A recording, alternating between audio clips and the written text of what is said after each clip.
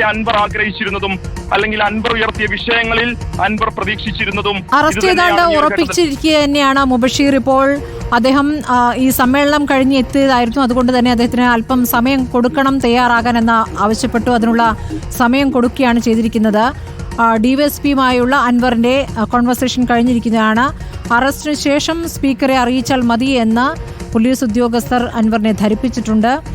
കൃത്യമായും മുകളിൽ നിന്നും പോലീസിന് നിർദ്ദേശം കിട്ടിയിട്ടുണ്ട് എന്ന് തന്നെയാണ് അൻവർ ഇക്കാര്യത്തിൽ പറയുന്നത്. ആ നിർദ്ദേശത്തിന്റെ അടിസ്ഥാനത്തിലാണ് ഡിവൈഎസ്പി അടങ്ങുന്ന വലിയ പോലീസ് സന്നാഹം തന്നെ അദ്ദേഹത്തിന്റെ ഒതായിലെ വീട്ടിൽ നിലയുറപ്പിച്ചിരിക്കുന്നത് എന്നുള്ളതാണ്. ഇനിയിപ്പോൾ അറസ്റ്റ് എത്ര സമയത്തിനകം എന്നുള്ളതാണ് അറിയേണ്ടത്. ഒരു സസ്പെൻസായി അതിങ്ങനെ നിർത്തുകയാണ്. അൻവറിന്റെ വീട്ടിലേക്ക് വലിയ പോലീസ് സംഘം എത്തുന്നു. ഇന്ന് രാവിലെ നടന്ന സംഘർഷമാണ്. എന്തുകൊണ്ടത് രാത്രി വരെ നീട്ടി സാധാരണ സംഘർഷം ഉണ്ടാകുകയാണെങ്കിൽ ആ സംഘർഷ സ്ഥലത്ത് വെച്ചുള്ള ഒരു അറസ്റ്റാണ് ഉണ്ടാവേണ്ടത്. അത് ഏറെ വൈകി എടുത്തിരിക്കുന്ന ഒരു തീരുമാനമായി വരുന്നത് എന്തുകൊണ്ടാണെന്നാണ് അറിയേണ്ടത്. അഷ്കർ അലി കൂടിയുണ്ട്. അഷ്കർ, രാവിലെ ഉണ്ടായ സംഘർഷമാണ്. ആ സംഘർഷ സമയത്ത് അൻവറിന്റെ പ്രതികരണവും നമ്മൾ കണ്ടതാണ്. അത് ജനങ്ങളുടെ പ്രതിഷേധമാണ്, ഈ തല്ലി തകർക്കൽ, അതിന് നമുക്കൊന്നും ചെയ്യാൻ പറ്റില്ല എന്നാണ് അൻവർ പറഞ്ഞത്. അപ്പോൾ അൻവർ നോക്കി നിൽക്കുകയാണ് പ്രവർത്തകർ അവിടെ അക്രമാസക്തരായത്. പോലീസുകാർക്ക് പരിക്കുണ്ട് എന്നുള്ളത് അതിന്റെ ഗൗരവം കൂട്ടുന്നതായി പോലീസ് പറയുകയാണ്. അഷ്കർ, എന്താണ് മനസ്സിലാക്കാനാകുന്നത്? ഇപ്പോൾ അറസ്റ്റ് എന്താണ് വൈകുന്നത്? സ്മൃതി, അറസ്റ്റ് വൈകാൻ കാരണം ഈ വിഷയത്തിൽ നിയമപരമായ ഒരു പ്രശ്നത്തിന്റെ പേരിൽ പി വി അൻവർ MLA യും അതുപോലെ തന്നെ പോലീസും തമ്മിലൊരു തർക്കം നിലനിൽക്കുന്നു എന്നുള്ളതാണ്. പി വി അൻവർ MLA പറയുന്നത് അറസ്റ്റ് അടക്കമുള്ള നടപടികൾ വേണമെങ്കിൽ ഒരു MLA എന്നുള്ള നിലയിൽ സ്പീക്കർ അനുമതി വേണം. അത്തരത്തിലുള്ള അനുമതി ഉണ്ടെങ്കിൽ മാത്രമേ തന്നെ അറസ്റ്റ് രേഖപ്പെടുത്താനാകൂ എന്നുള്ള നിലപാടാണ് ഇപ്പോൾ ഈ ഘട്ടത്തിൽ പി വി അൻവർ MLA സ്വീകരിച്ചിരിക്കുന്നത്. അതുമായി ബന്ധപ്പെട്ടുകൊണ്ട് നിയമവിദഗ്ധരുമായി സംസാരിക്കുകയാണ് എന്നുള്ളതാണ് പി വി അൻവർ പോലീസിനെ അറിയിച്ചിരിക്കുന്നത്. എന്നാൽ പോലീസ് ചൂണ്ടിക്കാണിക്കുന്ന കാര്യം ഭരണഘടനാ നിയമപ്രകാരം ഇല്ലെങ്കിൽ നിയമസഭാ അംഗം എന്നുള്ള നിലയിൽ അത്തരത്തിൽ അറസ്റ്റ് രേഖപ്പെടുത്തുമ്പോൾ അറസ്റ്റ് ചെയ്തതിന് ശേഷം തങ്ങൾ ഇന്ന കേസിൽ അറസ്റ്റ് ചെയ്തു എന്നുള്ളത് ബന്ധപ്പെട്ട സ്പീക്കറെ അറിയിച്ചാൽ മതി. ക്രിമിനൽ കുറ്റകൃത്യങ്ങളിൽ അത്തരം നടപടി മാത്രമേ ശേഷിക്കേണ്ടതുള്ളൂ എന്നുള്ളതാണ് പോലീസ് പി വി അൻവർ അറിയിച്ചിരിക്കുന്നത്. അതുകൊണ്ട് തന്നെ സ്പീക്കർ അനുമതി വേണമോ വേണ്ടേ എന്നുള്ള വിഷയത്തിലാണ് ഇപ്പോൾ പോലീസും പി വി അൻവറും തമ്മിൽ രണ്ട് തട്ടിലായി നിൽക്കുന്നത്. അതുകൊണ്ട് തന്നെ അറസ്റ്റ് അടക്കമുള്ള നടപടികൾ വൈകുകയും ചെയ്യുന്നത് അക്കാരണത്താൽ തന്നെയാണ്. ഇപ്പോൾ പി വി അൻവർ MLA ആദ്യഘട്ടത്തിൽ പോലീസ് ഉദ്യോഗസ്ഥരുമായി സംസാരിക്കുകയും ശേഷം വീടിന്റെ അകത്തേക്ക് കയറി പോവുകയും ചെയ്തു. അവിടെയാണ് MLA ഉള്ളത്. പോലീസ് ഉദ്യോഗസ്ഥർ പുറത്ത് അറസ്റ്റിന് ആവശ്യമായ രേഖകൾ തയ്യാറാക്കിക്കൊണ്ടിരിക്കുകയും ചെയ്യുന്നുണ്ട്. നിലവിൽ ഔദ്യോഗികമായി അറസ്റ്റ് രേഖപ്പെടുത്തിയിട്ടില്ല. എന്തായാലും അറസ്റ്റ് ഉണ്ടാകും എന്നുള്ള നിലപാടിൽ തന്നെയാണ് ഇപ്പോഴും പോലീസ് നിൽക്കുന്നത്. പ്രത്യേകിച്ച് പൊതുമുതൽ നശിപ്പിച്ച കേസ് PDPP ആക്ട് പ്രകാരം അതിന്റെ ജാമ്യമില്ലാ വകുപ്പ് പ്രകാരമാണ് MLA ഉൾപ്പെടെ 11 പേർക്കെതിരെ കേസെടുത്തിരിക്കുന്നത്. പോലീസ് FIR അനുസരിച്ച് MLA ആണ് കേസിലെ ഒന്നാം പ്രതി. മറ്റ് കണ്ടാൽ തിരിച്ചറിയാവുന്ന 10 പേർ ഉൾപ്പെടെ 11 പേർക്കെതിരെയാണ് ഇപ്പോൾ നിലമ്പൂർ പോലീസ് കേസ് രജിസ്റ്റർ ചെയ്തിരിക്കുന്നത്. FIR പറയുന്നത് പ്രകാരം തന്നെ ഒരു പോലീസ് ഉദ്യോഗസ്ഥന് മേൽ മർദ്ദനം ഉണ്ടായിട്ടുണ്ട്. രണ്ട് പോലീസ് ഉദ്യോഗസ്ഥരെ മർദ്ദിക്കുന്ന സാഹചര്യം ഉണ്ടായി. ഒരാളെ തള്ളിയിടുകയും മറ്റൊരാളെ ചവിട്ടുകയും ചെയ്തു. അത്തരത്തിൽ പോലീസ് ഉദ്യോഗസ്ഥർക്ക് നേരെയുള്ള മർദ്ദനമുണ്ട്. അപ്പോൾ സമാനമായിട്ടുള്ള മറ്റു വകുപ്പുകൾ കൂടി ഈ FIR ചുമത്തിയിട്ടുമുണ്ട്. അന്ന് അന്യായമായി സംഘം ചേർന്നതിനും അതിക്രമിച്ച് നടന്നതിനും അതുപോലെ തന്നെ പൊതുമുതൽ നശിപ്പിച്ചതും ഉൾപ്പെടെയുള്ള വകുപ്പുകൾ ചുമത്തിക്കൊണ്ടാണ് ഇപ്പോൾ പോലീസ് പി വി അൻവർ MLAക്കെതിരെയും ഒപ്പമുള്ള 10 പേർക്കെതിരെയും കേസ് എടുത്തിരിക്കുന്നത്.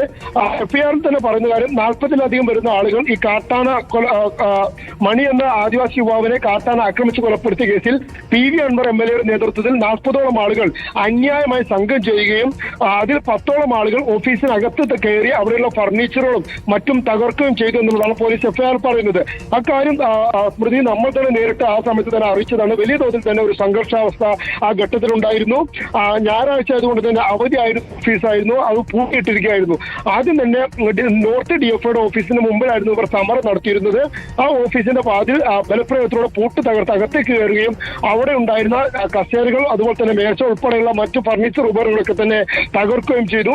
അതിന്റെ അകത്തേക്ക് അവിടെയുള്ള ഉദ്യോഗസ്ഥർ ഇരിക്കുന്ന വാതിൽ ചവിട്ടിപ്പൊളിക്കുന്ന സാഹചര്യം അവിടെ ഉണ്ടായിരുന്ന ക്ലോക്ക് ഉൾപ്പെടെ നശിപ്പിക്കുകയും ചെയ്തു. പിന്നീട് പോലീസ് ഉദ്യോഗസ്ഥരും അവിടെ ഉണ്ടായിരുന്ന DMKയുടെ മറ്റ് നേതാക്കളും ഇടപെട്ടുകൊണ്ടാണ് ഈ പ്രവർത്തകരെ മുഴുവൻ പുറത്തേക്ക് എത്തിച്ചത്. പിന്നീട് പ്രകടനമായി അവർ നിലമ്പൂർ ജില്ലാ ആശുപത്രിയിലേക്ക് പ്രതിഷേധമായി നീങ്ങുകയും ചെയ്യുന്ന സാഹചര്യം ഉണ്ടായി.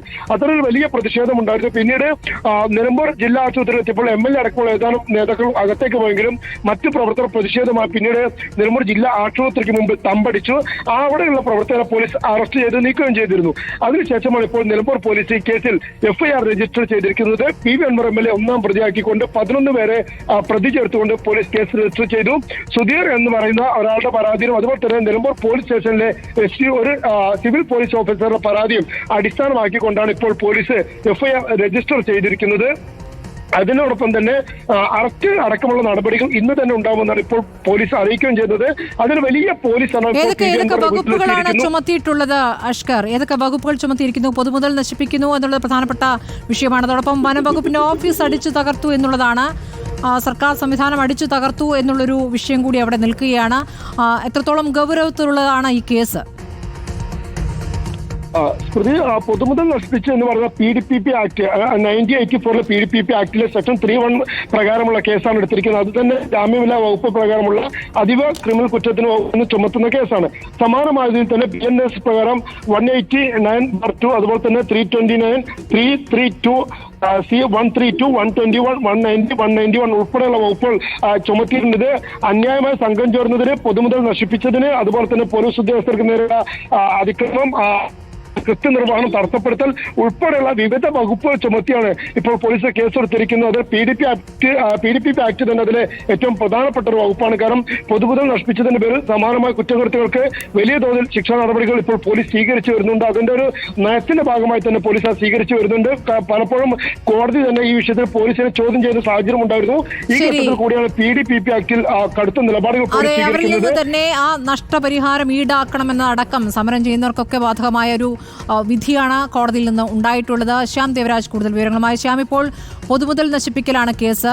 ഇന്ന് വനം വകുപ്പിന്റെ ഓഫീസ് പൂട്ട് തകർത്തകത്ത് കയറി അടിച്ചു തകർക്കുകയാണ് യഥാർത്ഥത്തിൽ ഉണ്ടായിരിക്കുന്നത്. അതിന്റെ ദൃശ്യങ്ങൾ തന്നെ ഇതിനകം പുറത്തു വന്നതാണ്. അപ്പോൾ ഈ കേസ് എത്രത്തോളം ഗൗരവത്തിലാണ്? പ്രത്യേകിച്ച് ഒരു MLA യുടെ നേതൃത്വത്തിലാണ് ഇത് നടന്നത് എന്നതാണ് ഇപ്പോൾ പോലീസ് പറയുന്നത്.